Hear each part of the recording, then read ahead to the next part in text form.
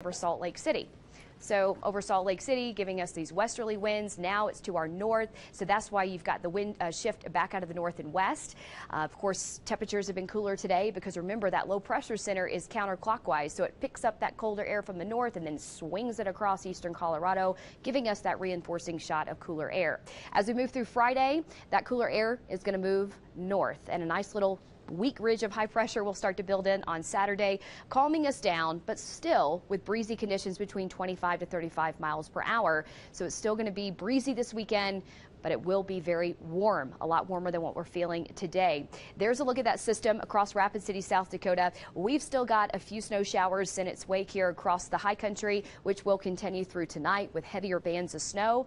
There's a look at the low pressure center right over south central South Dakota. Future wind gusts here, you'll notice as that low pressure center slides east, it will start to take the winds with it.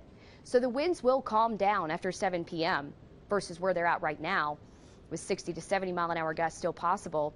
But tonight, 25 to 35 mile an hour gusts are still going to be possible even as this system slides east, because we're still going to get some of the wind on the backside of that system. So after 7 p.m. the winds subside, but we're still breezy overnight tonight. As we move through this afternoon, heavier bands of snow will continue across the central mountains, gusty winds for the eastern plains, may get a shower or two across portions of northern Colorado, but no widespread severe weather here for Colorado. Most of the severe storms stay well east of our region across the Mississippi River Valley for this afternoon and this evening. High wind warnings encompassing southern El Paso County. Portions of I-25 and even the eastern plains stay in effect until 7 p.m. This is a look at that hyperlocal view of how those winds will start to taper off after 7 p.m.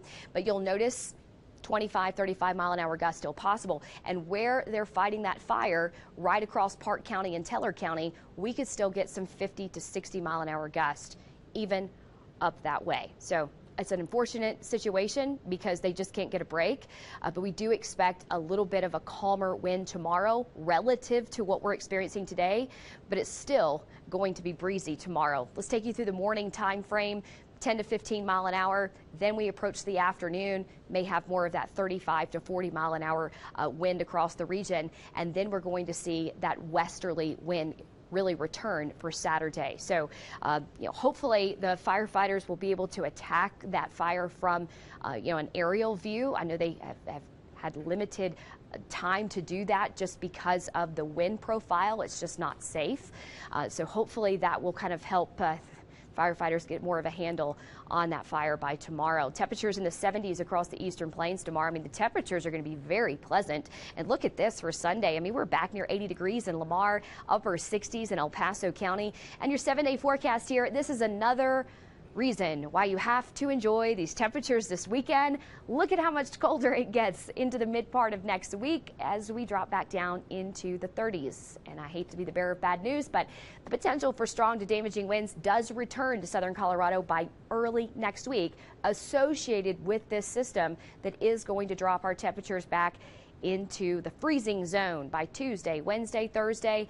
Areas across Colorado Springs will go from the 60s over the weekend down into the 40s by midweek next week. So soak up some of that sunshine. You'll notice here in Pueblo, 70 degrees on Saturday, 74 on Sunday, and then we go into the 50s midweek next week. We'll be inching near the 70-degree mark for Fremont County, and then 40s next week. Stay with us. We'll be right back.